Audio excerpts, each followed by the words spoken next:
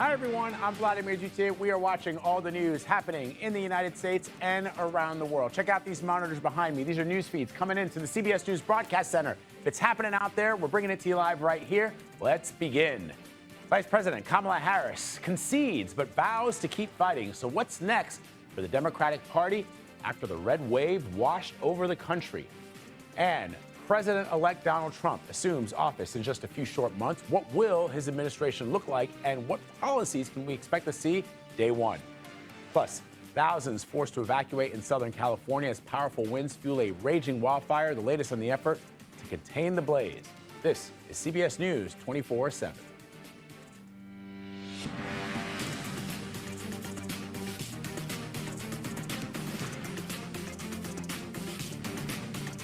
President Biden is expected to address the nation this morning for the first time since Donald Trump won the race for the White House.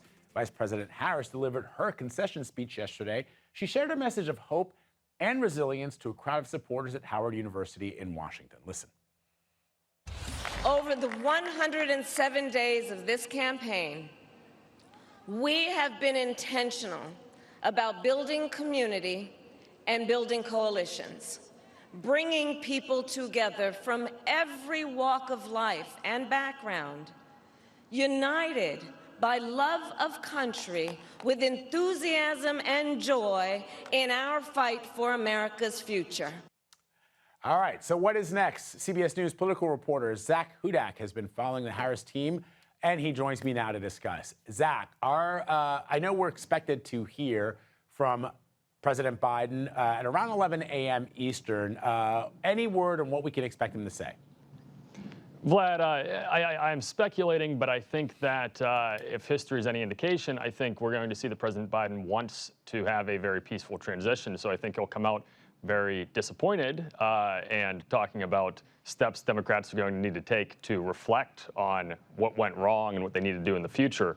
But I think he's going to come out and also congratulate former President Trump, who has been a political enemy of his for about a decade now. But I think we can expect that, and nothing, no surprises to the effect of 2020 and all of the very, very harsh rhetoric we heard after the election from the losing candidate. Zach, the vice president also made a point, speaking of peaceful transition, to make that sort of the bedrock of her concession speech yesterday. She talked about following the Constitution of the United States. At one point, the vice president saying, we do not swear allegiance to a party or to a president, but to the Constitution of the United States. Given that Donald Trump has, of course, already been at the White House during his 4 years as president, when do we expect that sort of tradition where the president-elect visits the White House and the president of the United States welcomes them? We don't know yet exactly when that will come, Vlad, but it is certainly going to be an awkward moment if it does happen. I think another interesting piece is the tradition of writing a note that you leave in the Oval Office for your successor. It is an interesting case where we have a back and forth between President Trump leaving the Oval Office to President Biden, and now President Biden leaving it to President Trump. And I think we know there is no love lost between these two guys. So it's really going to be an interesting moment, and I think you will be able to cut the tension with a knife. And let's talk about the vice president and her duties in the next couple of months. What are you hearing about that? I think that one of the prime things that she will have to do is reflect and try to figure out what Democrats need to do. I'm sure she still has political aspirations for the future, and a big part of that is going to be identifying where they went wrong here, both on messaging and on political strategy, the places they were going and the voters they were focusing on. The other thing that she's going to need to do, Vlad, is to work on solidifying her legacy from her time in the Biden administration. That's something that we've seen Joe Biden working to do ever since he stepped aside. But we're at a point where some of the things she's been associated with in this administration, she was set up to be in charge of securing the border, are not things that are associated positively by Americans. So I think we'll see some cleanup and some work to really solidify a positive legacy from her role in this administration. All right, Zach Hudak for us. Thank you very much, Zach. Appreciate it. And we will bring you President Biden's address to the nation that is scheduled for 11 a.m. Eastern. Meanwhile, the Trump transition team is preparing or next steps after the former president secured the presidency of the United States. His advisors, they're all beginning the process of vetting candidates for potential cabinet positions. So let's bring in CBS News campaign reporter Olivia Rinaldi for more. Olivia, Vice President Harris mentioned the peaceful transfer of power in her call with President-elect Trump. What are you hearing from the Trump team about what that could potentially look like? Well, now that Vice President Kamala Harris has conceded the election, the Trump transition is fully underway here in West Palm Beach with co-chairs Howard Lutnick and Linda McMahon already reaching out to personnel and talking about policies that could really shape the next Trump administration. There's just about 74 days between now and January 20th when Trump is expected to take office. That's not a lot of time to start getting all of these people vetted through the government, approved by the Senate in some cases. There's about 4,000 positions that Trump would need to fill. That's including his cabinet as well. So there's a lot of work that needs to be done with that. And this process is already very different than what we had seen in 2020 when President Biden had won. Of course, his transition was really stymied for a couple of weeks as President Trump had fought the results of the election through various legal cases. So they're looking to make really quick work of this now. President Trump is also likely to start getting daily briefings, security briefings on national security matters, which is very important for the incoming president. So a lot undertaking here as this is starting to really shape up in the coming weeks. So, Olivia, I asked Zach about that potential visit from the president-elect to the president of the United States. What are you hearing about when that could potentially happen? What are the Trump people telling you? Now, President Biden extended that invitation yesterday after his phone call with former President Trump, saying that he's welcome at the White House for that conversation, really emphasizing unity between those two men. We heard from a Trump senior advisor who said that will be, quote, coming shortly over the next couple of weeks. So we'll be watching that very intently. But as Zach aptly pointed out, it will be a very interesting moment given the shift from 2016 to 2020, going from President Trump to President Biden, now President Trump back in the White House. You know, these men just kind of overlapping, having these conversations, but underscoring through it all national unity as well to really bring everyone together. So we'll be watching very closely to see when that meeting actually does happen in Washington, and also whether Vice President Kamala Harris will be at that meeting, given that she is the one who ultimately faced off against former President Donald Trump, if she'll be there sitting at the table between these two men talking about what the future of the country looks like. Excellent point. Olivia Rinaldi for us this morning. Thank you. All right, look at these devastating images coming in to us from out of California. Several homes and some 14,000 acres have been completely destroyed by wildfires. Containment of the mountain fire stands at 0% in multiple places. Hundreds of firefighters in areas near Los Angeles are working tirelessly on both the ground and in the air. Red flag warnings remain in effect for thousands. CBS News correspondent Jonathan Vigliotti is live in Ventura County with the very latest. Jonathan, this began just yesterday, and it's grown incredibly quickly. What can you tell us about how it all started? Yeah, and you can see fire crews behind me right now dealing with what can best be described as blowtorch conditions. To give you some perspective, we don't know what sparked the fire, but it began about a 20-minute drive from where we are right now. Wind gusts exceeding 80 miles per hour, turning this into a wind-driven event. We are here where the fire ripped through about a few hours ago, and as the sun now rising, you can get a good sense of the destruction that we're seeing. We're talking neighborhood after neighborhood. Easily dozens of homes have been leveled. This entire street was lined with homes. You see fire crews passing by. You've got these crews that are dealing with hot spots. You can imagine the big concern, the embers from homes like this on fire, in some cases being blown more than a mile in advance from the main source of the flames. You mentioned hundreds of fire crews. They're primarily working on the ground. We have seen some choppers up in the air. They're conducting those aerial water drops. But one of the big issues continues to be the wind, with wind gusts still exceeding at times 80 miles per hour. You have those fixed wing planes, really the main artillery here, that have been grounded, unable to attack this fire.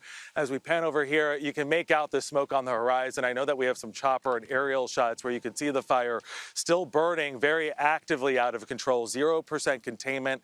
Again, when you've got these flames up on those hilltops, prime location for that wind to continue to blow this fire out of control. And the big concern right now is really trying to get ahead of it. We're talking, Vlad, many threats on many fronts, and you have a workforce here working around the clock understaffed, a lot because of exhaustion, really working around the clock to contain this thing. And Jonathan, are there evacuations scheduled today? And if so, where? So thousands have been evacuated so far. We anticipate as this fire grows, and depending on where the wind takes it, there will be additional evacuation orders. The National Weather Service actually had to evacuate from its office in nearby Oxnard. It's now operating out of San Diego. Again, it's still unclear where this fire is going to go. We know that with these homes and still many hot spots in them, there are neighborhoods behind this that are now impacted. That's why you see this really active scene here with fire crews driving up and down, really trying to contain those hot spots to protect the homes that have survived. But again, as we're getting a sense and a bigger picture here, now that the sun has risen, I mean, we're saying dozens of homes. It could exceed 100 homes when all is said and done. And again, 14,000 acres in just a 6-hour period of time. We're expecting an update later on today where we know that number is going to grow because the fire is still actively burning, Vlad. Wow. All right, Jonathan Vigliotti for us this morning. Jonathan, thank you very much. Stay safe. Let us bring in CBS News Philadelphia meteorologist Grant Gilmore with the first look at the national forecast. Grant. Good morning, Vlad. Good to be with you this morning. Good to see you guys at home. Let's talk more about the fires and the conditions across the Southwest. Got a low pressure system. We'll talk more about this later on. But that low pressure system in combination with that ridge of high pressure through Northern California is what's fueling these winds, these Santa Ana winds that are blowing offshore, flying into the valleys, and that's where we're getting those wind gusts that are up there around 80 miles per hour. Current wind gusts mainly up towards Cheeseboro. We've got some wind gusts recorded near 40 miles per hour. Those winds are going to increase as we go through midday today. We have a couple of high wind warnings in effect for portions of Los Angeles, Ventura County, also Orange Riverside, all the way down to portions of San Diego County, where those wind gusts, like I said, could approach 50 to 80 miles per hour. Those red flag warnings pretty much from L.A. all the way down to the Mexico border because of those increased fire dangers. Low humidity, gusty winds have prompted for that critical threat for fire danger, especially in and around the L.A. area. But that threat for fire continues all the way down into the valleys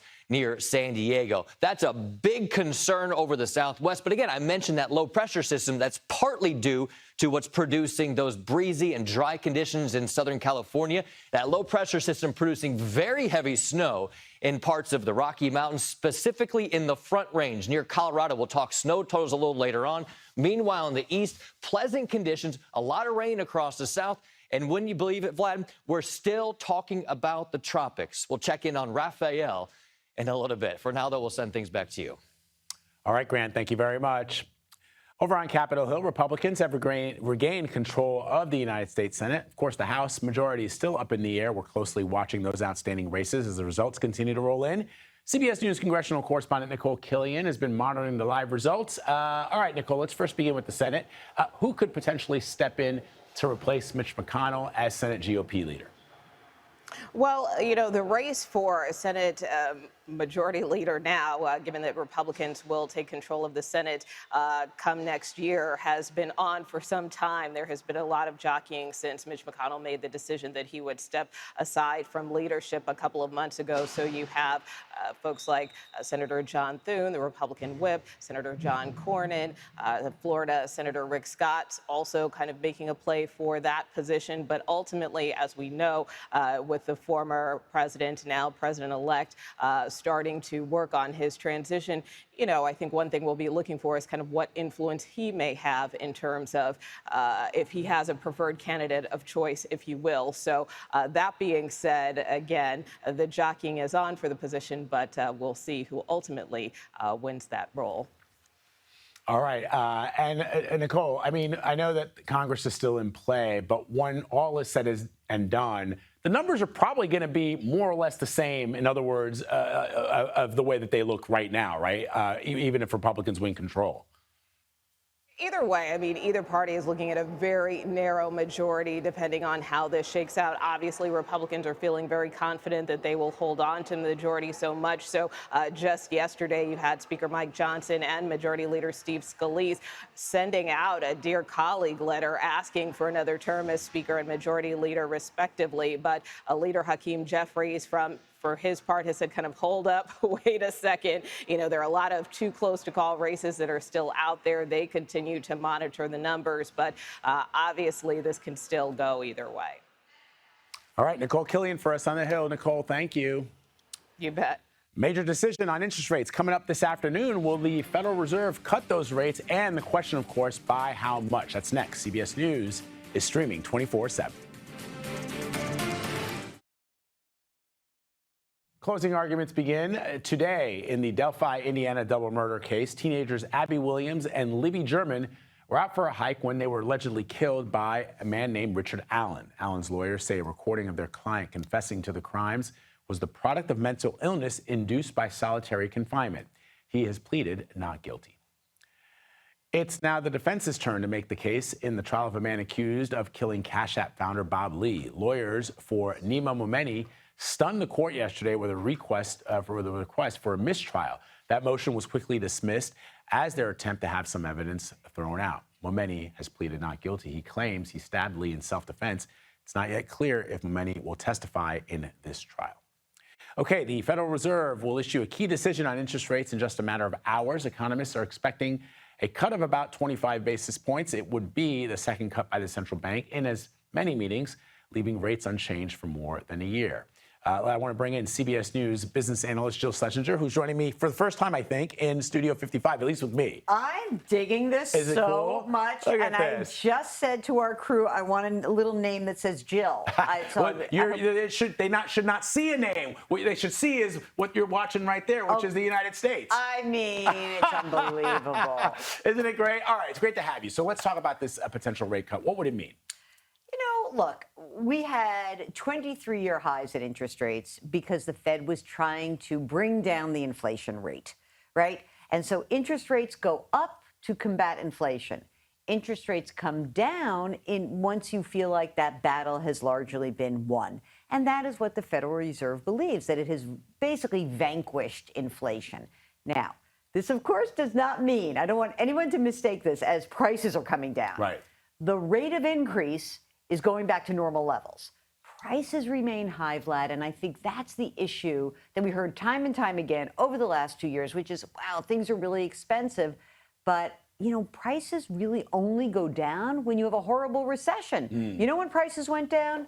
In the spring of 2020, when the economy was frozen over. So I think the Fed goes by 1/4 percentage point today, as you said. And we're going to have to see how data come in over the next 6, 12 months to see how quickly they get down to what we would call sort of historically normal levels of the federal funds rate, which is around 3% or so. All right. So even before the election was called a few days ago, a friend of mine who works at a big bank called and said, I think that Trump's going to win this because the markets are already sensing it. The markets are feeling pretty zesty. We've seen the markets up big in the last couple of days. But help the audience understand. The market may like this because they see perhaps deregulation on the horizon, but the former president, now president-elect, has also threatened to impose tariffs, which would raise prices for folks at home here. That's what all economists say. So help me understand how the market is assessing this. Yeah, well, first of all, markets aren't always right in their initial assessment, right? So we know that there was a huge move up yesterday. And interestingly, what you saw was sort of a fascinating across-the-board increase. But as you said, those companies that were in industries that are highly regulated, like banking, like energy, like crypto, those companies were up much more broadly. You know what else was up? Interesting. Small company stocks. Why? Because the idea is if we have tariffs and imported goods are more expensive, we're going to leave the inflation story aside for a second. The companies that produce and sell within the United States could benefit, small companies. I think the tariffs are largely something that we hear about all the time, but we don't know how does that impact me. You know how that impacts you? It's like the price of something that is being imported is gone up by 10 or 15 or 20%. And if you choose to buy that imported item, then you're going to pay more. If you can find an alternative, that's great. But you know what we learned in the first Trump administration is there were certain products that relied on foreign parts. Right. And that made things like washing machines, bicycles, go up Right. pretty dramatically. And I'm not sure people are prepared for that. The former president says that his intention is to force companies to take the manufacturing from overseas and bring it here to the United States. But that would take some time before we actually see the benefits in Americans' pockets. I mean, I think that some companies are doing that. There's a term among the large corporations called nearshoring, like we saw offshoring, right? Move the operation to the cheapest place, bring it back to the U.S. So possibly, but it doesn't work for everyone. Right. And I always think about people who will say, well, these big companies, they can just do this or do that. But it's like steering the big cruise ship someplace, I right? always think about it as, remember when that ship got stuck in the Panama Canal? It's like, can't get out. But a lot of the small makers, and I go back to like somebody who is bringing in something from overseas that's been a critical component of whatever they're producing. Yeah. And that's not somebody who has like, I'm just going to shift my supply chain elsewhere, or I'm going to just do this. So it's hard to do. Okay, so here's what we don't know. We don't know whether there are going to be tariffs as big as the president-elect says. We don't know what the impact will be. We know that we can see the fear in two ways. One is we see the fear in that, okay, well, maybe there's going to be inflation, so the bond market is reacting right now. So as the stock market went up, we saw the bond market drop, and the yield, the interest on a bond was starting to rise. That's an indication that the bond market thinks, hey, wait a second, these tariffs, these policies of very high growth that the president-elect is talking about could create more inflation and could keep the pressure on the Federal Reserve to leave interest rates higher for a longer period of time. And that's something we don't know yet. Again, we're in guess time. When we get the information, we'll be able to do it. What we know today is that the policies that look to be enacted under the next administration will be to keep all of the tax rates as low as possible, to potentially slap tariffs on imported goods, to also probably lighten up regulation. And for a lot of the investing world, that spells good news. Can I say one last thing? Do it. We all talk about regulation. Oh, I don't want regulation. It reminds me of the old story, which is like you're in a small town. You're like, oh, why should we put a traffic light up there? It's just going to gum up traffic. And then there's a horrible accident. We say, why was there no traffic light there? So when the next Silicon Valley Bank collapse occurs. And people say, where's my money? And they say, where are the regulators? This is what you are actually looking at. Deregulation needs a lighter touch. It's great for the companies, but when something goes wrong and you want to point your finger, this is part of the game plan that you are adopting. It's a great point, and it's not just with regards to Wall Street. It's the same with, for example, the Environmental Protection Agency, with Health and Human Services, the FDA. People don't want them because it stifles growth, it stifles business. But ultimately, when things go pear-shaped, where's the government? Yeah, that ends up happening every time. Jill Schlesinger, so good to have you here. I love it. I'll be back. Come on back. We love having you. We love having guests here in Studio 55. Okay, let's talk about Donald Trump's political resurrection and the red wave, some are calling, that is washing over the country. So what's next for the Democrats? We'll discuss with the political strategist next. You're streaming CBS News 24/7.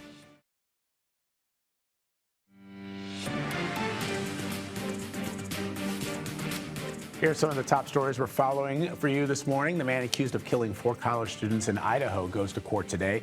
Brian Kohberger's lawyers will ask a judge to take the death penalty off the table.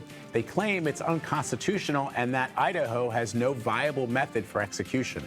Kohberger is due to go on trial next year for the murders of the University of Idaho students back in 2022. Australia is proposing a social media ban for young children. Its government unveiled a new bill requiring residents to be 16 years old before being able to sign up for accounts on platforms like TikTok, X, and Instagram. The legislation puts the onus on the platforms to come up with ways to prevent underage people from joining. There are 2 weeks left in the country's parliament session for lawmakers to take up and pass the bill. A number of January 6 defendants are now asking judges to pause their cases as they wait to see if President-elect Trump follows through on his promises to pardon many of them. 2 defendants filed motions yesterday, just hours after the results of the election were clear. One of those requests for delay of sentencing was denied. All right, the Democratic Party is now reeling after Vice President Harris's loss to Donald Trump. It comes despite months of campaigning, heavy fundraising, and of course, some very big name endorsement. Now some Dems are questioning what is next for the party. Ima Moore is a Democratic strategist and the former director of the Office of DNC Chair Jamie Harrison. He's currently the principal at communications firm Cornerstone, and he joins us now to discuss. Ima, it's great to have you. Thanks for joining us. Good to see you, Vlad. All right, so the campaign, the Harris campaign, significantly outpaced Donald Trump when it came to fundraising. She had a long list of endorsements. The ground game from people that I spoke to was something that we hadn't seen since the Obama era. But now there's this reassessment of what could have been done differently. How do you see it? Look, that's a very good question. I think what's going to happen over the next few weeks, you're going to have a lot of people talking about what could have happened and what didn't happen. But I think what we have to focus on right now is making sure that we rebuild a party that's going to be a party that represents Americans who don't feel like Donald Trump represents them. And so over the next couple of weeks, you'll have an election for a new party chairman. Chairman Jamie Harrison, who's been fantastic, is headed out as traditionally happens. And so you'll have a lot of conversation over the next few weeks about party platform, about party leadership. Think about the House and the Senate. That's going to go to Republican as well, it looks like. And so there's a lot of conversations that are going to happen over the next few weeks about where do we take this party and how do we stand and be the party that people rely on in this new administration. All right, but what I sort of see now and hear is that Democrats are sort of even trying to understand if whatever it is Democrats are selling to the American people, they are buying. In other words, they're not buying it. The arguments that are being made by Democrats in some people's minds seem to be the arguments that go back to the 1960s, the civil rights era, and maybe identity politics is something that the Democrats need to consider moving away from. How do you see it? Look, I think there are a couple of things that happened over the last couple of days. We have been tracking the movement of particularly Latino Hispanic men to the conservative movement for over a decade now, and so we recognize that was going to trend to Donald Trump's benefit this election. But the reality is still President Joe Biden, Vice President Harris pulled this country out of the abyss of COVID when they came in office in 2021. They lowered inflation. They upped the job numbers. They brought some hope to the American people. And look, let's think about the infrastructure. We haven't even seen yet the amount of benefits we're going to get from the infrastructure bill all across the country. And so there are real things that happened under this Democratic administration that they ran on and they were proud of. And so I don't think that we're going to run away from those good and tangible things. I think that the issue we have to contend with now is the way we message to people. We have to go out into these states and we have to re-educate people about what we stand for and say we are the party of the people. We are the party that has brought you lower inflation, has brought you these good jobs, has brought you hope back to your counties, and most importantly, who are helping rebuild these bridges, roads, internet, taking lead pipes out, and bringing clean water and fresh water to people across the country. And those are still realities. I want to get your take, Jaime, on reactions from Richie Torres, who's a Democrat, who had some very strong words suggesting, in fact, that the liberal wing of the Democratic Party is closer or more aligned to the MAGA movement, and also what Senator Bernie Sanders, in his statement released, which is that the Democrats used to be the party of working-class Americans. And now, and a lot of people, you know this, Jaime, it's not a newsflash, that many people outside of New York, outside of California, see Democrats. What works for Alexandria Ocasio-Cortez right here in New York City, for people who live in Tulsa, Oklahoma, it seems alien and foreign to them. And I'm not suggesting that she's wrong in her politics. I'm just suggesting that when people hear about the things that she's passionate about, they say that has very little to do with me. Even if that's not the case, again, it goes back to the messaging. So how do you react to what Torres is saying, what Senator Sanders is saying, and what are you thinking about when it comes to the future of what the party looks like? Yeah. And I respect those two individuals immensely.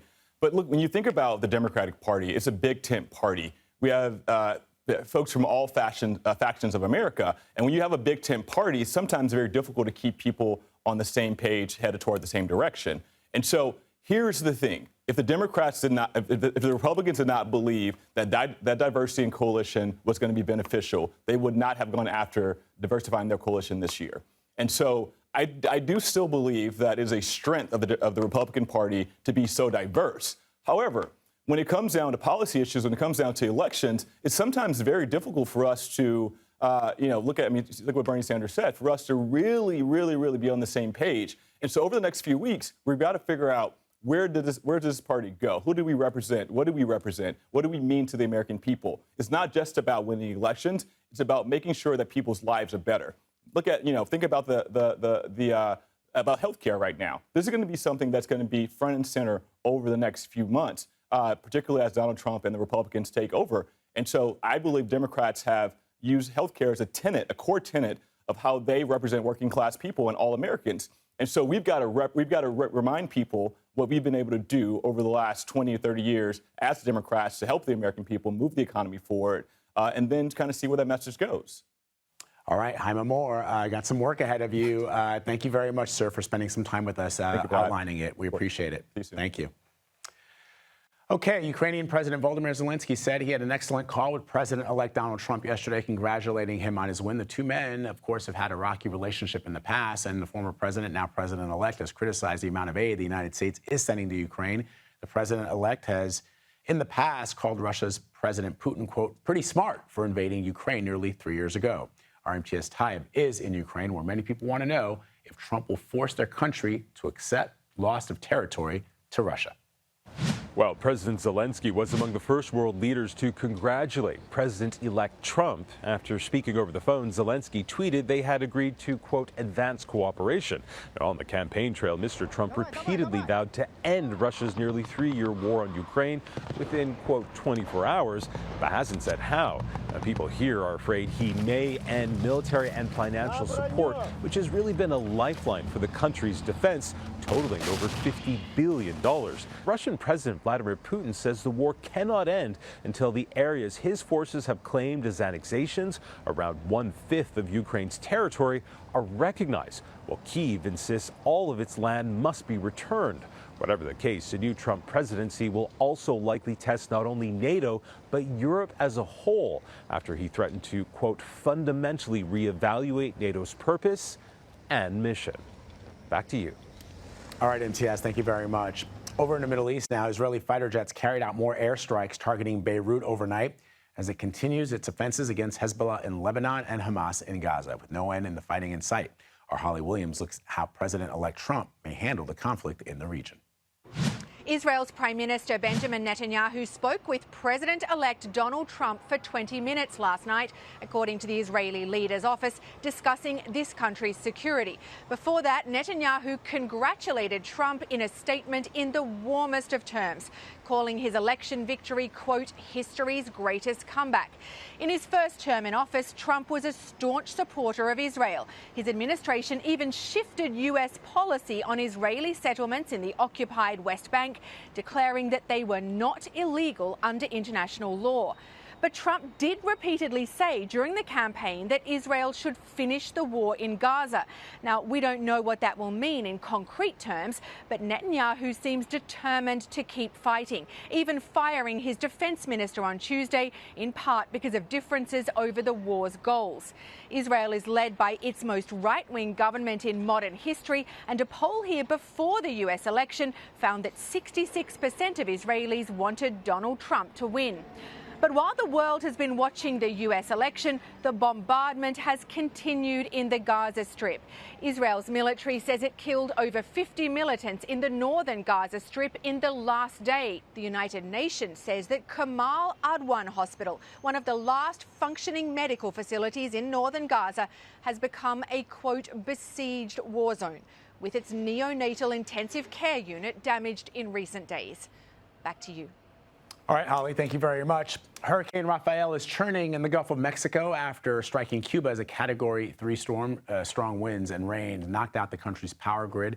Rafael is now the 5th Category 3 or stronger hurricane to develop in the Atlantic this season. The storm has since been downgraded to a Category 2. Rafael is moving west, but it is not likely to directly impact the U.S. mainland.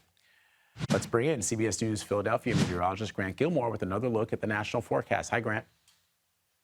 Hey, Vlad. Yeah, let's start in the southwest, actually, this morning. We'll get to Rafael in a bit because it's really not going to have direct impacts on the United States. I do want to show you about a strengthening winter storm that's moving into the Front Range and parts of the Rocky Mountains here. Let's bring up our city names, and let me show the current warnings across portions of New Mexico and all the way north into portions of Colorado. Winter storm warnings here because of the ongoing snow. This is going to be a massive amount of snow that's going to be moving into the northern part of New Mexico, into southern Colorado. Head over here with me, and I'll show you specifically here with the radar that shows the snow that's currently falling, and it's actually part of the same storm system that's producing those Santa Ana winds and those fire conditions in Southern California. But that low pressure system already producing very heavy snow in the northern half of New Mexico. But boy, I'll tell you, right there on the border between New Mexico and Colorado, there is going to be a massive amount of snow that's going to continue to fall between now into the first half of the day on Saturday before the storm system begins to exit to the north into the northern plains. How much snow are we talking about? We're talking feet of snow here. In fact, some places could even see upwards nearly 3 feet of snow, 20 to 28 inches of snow in some places. You get a little farther north up towards Denver, 5 to 10 inches of snow. Still a huge impact of a storm system as we head into the late fall months. Meanwhile, you've got chilly conditions in the Pacific Northwest. You've got a lot of heavy rainfall, some tropical moisture actually in part from Rafael. Meanwhile, pleasant conditions into the Midwest and the Northeast. Let's talk about Rafael here. Yes, it was a Category 3 hurricane when it made landfall on western Cuba yesterday. Maximum sustained winds were at 115 miles per hour. The storm tracks west. It weakens before eventually likely raining itself out in the Bay of Campeche. Vlad, back to you. All right, Grant, thank you very much. Coming up, plea deals for the alleged 9/11 mastermind has been revived. Details on the judge's decision next. You're streaming CBS News 24/7. One of the alleged masterminds of the 9/11 terror attacks may be spared the death penalty. A military judge says plea bargains that would allow Khalid Sheikh Mohammed and 2 co-conspirators to accept life in prison without the possibility of parole can proceed. Prosecutors have said the deal will bring finality and justice to the case. CBS News senior national security correspondent Charlie D'Agata is live at the Pentagon this morning, and he joins me now. Charlie, this all started over the summer when the Secretary of Defense, Lloyd Austin, nullified these deals. Explain to our viewers how this happened. Yeah, well, Vlad, I remember discussing it at the time because it was such a big deal. So it looks like the plea deal is back on the table. We got to say that first because defense officials confirmed that to us. So the presiding judge had made the announcement that these plea deals for Khalid Sheikh Mohammed and 2 other co-defendants would be accepted, that they could put it in or at least consider the idea that they could plead guilty to take away the death penalty. But when Defense Secretary Lloyd Austin found out about it, he nullified it, and he did it very quickly, saying, a decision of that magnitude really has to be down to me, has to be down to this office. Now, at the time, there was a little bit of controversy about it because both prosecutors and defense attorneys down in Guantanamo Bay, where the defendants are being held, they had agreed on it, and they didn't see any reason why it should go any further. They also called into question whether it was the defense secretary's decision, there's jurisdiction to make that decision in the first place. So, Charlie, I know you've expressed some surprise at the timing of this announcement with respect to the presidential election. Help me understand that. Okay, so at the time, there was a sense. Well, first of all, it's been a very highly politicized case. So when this news first broke, then Senator, now Vice President-elect J.D. Vance, called it a slap in the face for families and victims. So it's highly politicized. The case has been going on for more than 20 years, as we're all aware. So there was a suggestion, or certainly consideration, that maybe this decision should be wait until after the elections, right? Let's not make it a political decision where there's so much emotion going on there with the Biden administration. As some were saying, giving a sweetheart deal was what Vance said to the victims of 9/11, to the defendants of 9/11. So the suggestion was that maybe we should push this decision to the right till after Election Day. And the decision, lo and behold, was made literally the day after Election Day. So read into that what you will. What about the families of the victims of 9/11? They're unhappy about this. What are they saying? Yeah, so we haven't reached out to them yet, but we intend to. But in the past, when this first broke, they were outraged. This is still, it's a long time ago for all of us, but for the families of victims, that hurt is very real. It's daily. They do not want these defendants to escape the death penalty or to not have that death penalty lingering over the process. So this is where we stand today, and it'll be interesting to see how the families are reacting now later today. All right, Charlie Daggett for us reporting from the Pentagon. Charlie, thank you very much. Appreciate it. Thank you. All right. We're following that wildfire in Southern California, rapidly expanding, threatening homes and forcing residents to flee. We'll hear from an evacuee. That's coming up next.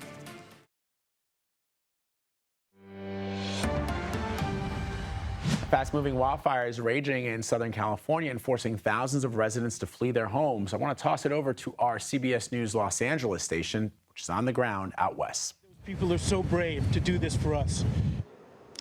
That is Ken Levin speaking with our Jeff Nguyen, praising firefighters battling the flames around his home in Moore Park. And this morning, Ken joins us live on the line for an update. And you really are praising firefighters this morning, because I've been told that you were able to secure your property in a very short period of time. Yeah, it was really quite amazing. When you saw at the end of that interview, I was going to evacuate. I never did evacuate because my neighbor hadn't evacuated yet, and she was very confused and not sure what to do. So I went to help her, and she was getting packed. And then I came back to my house and started helping the firemen out in the field behind her house that you saw in the video.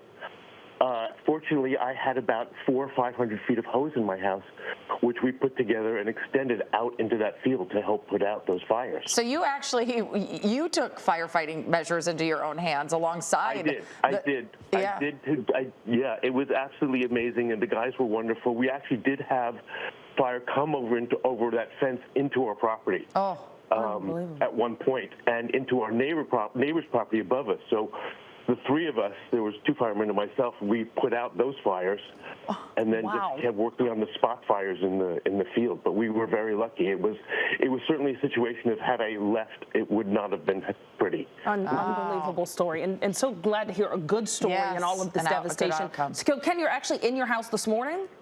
I am. I'm looking out my window. It's clear. It's still windy. It's about 35, 40 miles an hour, maybe a little less, but I can see the smoke from the mountain fire coming over the hills already. Well, you got lucky in this one. What are you hearing, though, from your neighbors? What did you see? Kind of take us more through yesterday. I'm sure emotionally, though, this has panicked. Yeah, so it's still been a really terrible process for you. It was. We've been in this house for 2 years now, and it's I'm retired. It's our dream house, and theoretically, I really wasn't going to leave it. Unless my life was in absolute danger, I was going to stay and protect my house and our neighbors' houses till the very last minute, until I had to get out. But it worked out fine. We still don't have any power in the neighborhood, although it seems to be trying to come back on. I met with several of my neighbors who live. All right, you've been listening along and watching along with our sister network, CBS LA, they are covering this mountain fire, which has now burned 14,000 acres. We'll check back in with anchors Jamie Yukas and Shiva Turk a little bit later. But for now, let's bring in CBS News Philadelphia meteorologist Grant Gilmore with the last look at the national forecast. Hey, Grant. Hey, Vlad, I'll tell you what, it's crazy how quickly those conditions can go from bad to worse with those windy and very dangerously windy Santa Ana winds that are funneling down from the mountains into the valleys. I've seen wind gusts even in places like Cheeseboro and up towards Chino, up there around 60 miles per hour. So the windy, dry conditions are going to continue. High wind warnings up there, guys, and red flag warnings extend all the way down to the Mexico border. Vlad, back to you, but, man, dangerous conditions out there today. All right, Grant Gilmore, my friend, I'll see you tomorrow. Be well. And a reminder, folks, President Biden is set to address the nation. That is coming up very, very soon in the next hour. Of course, we'll bring it to you live once it begins. It does it for me, though. Stay right where you are after the break. Elizabeth Cook is live from San Francisco with all the breaking news from coast to coast. This is CBS News 24/7.